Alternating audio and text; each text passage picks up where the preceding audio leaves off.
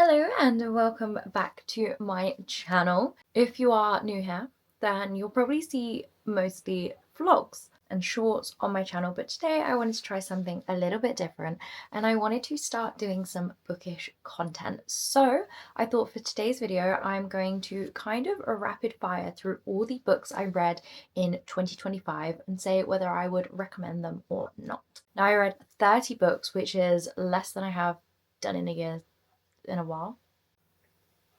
I think it was 20 less books than I read in 2024, so it wasn't the best reading year.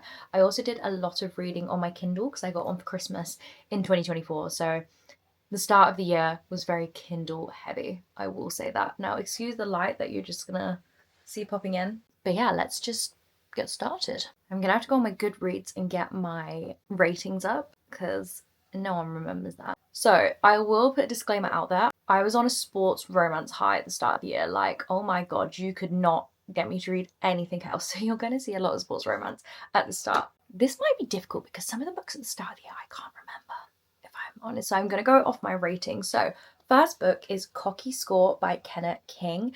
I rated this a 3 stars, so I'm going to say maybe recommend. Next was Detour by A. Marie.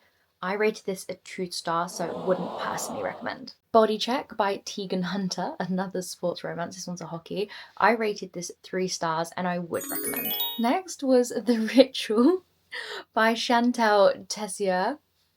At the time, I rated this 3 stars. Looking back, probably less. I wouldn't personally recommend. However, if you just want something that's gonna just kind of have you like that the whole time, then maybe. That was a wild plot. 2025, the year I discovered C.W. Farnsworth. I read Fake Empire and I rated it 4 stars. I would recommend. Line of Scrimmage by Erin Mackenzie. I rated this a 3 star. However, you cannot go wrong with a sports romance, brothers, best friend, teammates, sister kind of thing. Would recommend. Looking to Score by Ali Siz. I think that's how you say that. Pronounce her second name. Rated 2 stars, wouldn't recommend. In Your Wildest Dreams by Rebecca Genshak. Would recommend. A classic cocky romance. I gave it a 3 stars. These have all been on Kindle. I think I read 17 books in January 2025 and then just dropped off after that. The Deal, Ellie Kennedy, 4 star, definitely would recommend. And following on from that, we have The Mistake by Ellie Kennedy and The Score by Ellie Kennedy. All rated 4 stars. Would definitely recommend that series. I have yet to read the last one in that series as well, and is being made into a TV show. The Wrong Quarterback by C.R. Jane. I rated it 3 stars. Looking back, I maybe would rate it less. This book scared me a little bit. Probably wouldn't recommend. Left Field Love by C.W. Farnsworth. Again, another great book from her. I rated it 3 stars just because I felt it was a little bit long, but I would recommend. I was switching it up. I think this is a baseball player. I hadn't read a baseball romance before. The Sweetest Oblivion by Danielle Laurie. Would recommend. 4 stars. Deviant Hearts by Jagger Cole. I can't remember it, but it's a mafia romance and I rated it 3 stars, so I'm going to say I would recommend it. Addicted to You by Krista and Becca Ritchie. This was so different to anything I've read. I think I gave it 4 stars, definitely would recommend. Onyx Storm, Rebecca Yarros, 4 stars, I think I gave it. Obviously would recommend, duh.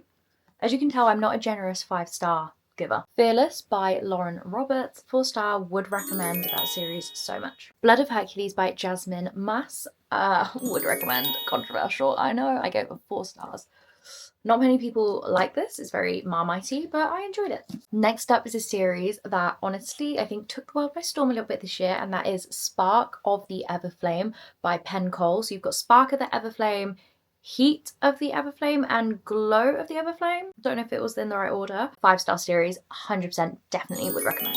Quicksilver by Callie Hart, 100% recommend. 5 stars from me. I've got the next book behind me waiting on the shelves for me to read. I can't wait. Silver Elite by Danny Francis. Lovely, lovely, lovely stuff. 4 stars, definitely would recommend. Dystopian. Next up is A Touch of Darkness, a Hades and Persephone story. There are 4 books, so you have A Touch of Darkness, A Touch of Ruin, A Touch of Malice, and A Touch of Chaos. Definitely recommend. It did go on a little bit longer than maybe it should have, but I highly recommend. Mwah, chef's kiss. I gave it 4 stars for the series. Next, probably one of my favorite reads of the year. I did audiobook it though, and that is A City of Gods and Monsters by Kayla Edwards. Chunky girl. 5 stars. Definitely recommend. I think there's quite a few more other books in the series as well, so a great one to get you started, and I loved it so much. And finally, a book I started reading in around October, November time, but it's one of those ones where I kind of read a chapter every day, so it's taking me a bit longer, and that is something a little bit different. 101 Essays That Will Change the Way You Think by Brianne Wiest. Wiest? Sorry if I pronounced that wrong. This is great.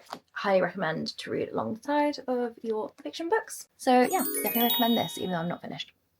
Hope you enjoyed that rapid fire video of the books I've read in 2025. Let me know if you've read any of them, and I need some more recommendations for 2026. So I'll see you next time.